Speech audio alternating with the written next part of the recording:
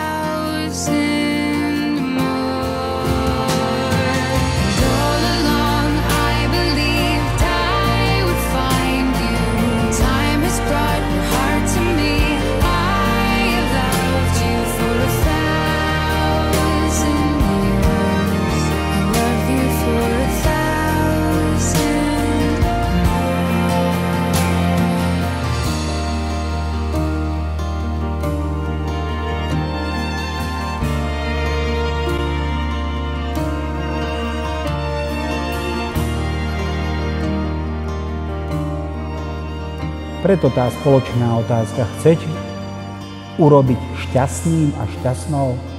Áno, chcem. Nech vás Pán teda sprevádza nás naozaj všetkých, vedie cestou radosti. Drahí Guľkovci, prejme vám veľa zdravia, šťastia, lásky a veľa detí. Ľubte sa. Ahoj. Ahojte. Mirku. A Klaudia, prajem vám veľa lásky, zdravia, šťastia. Choďte a množte sa.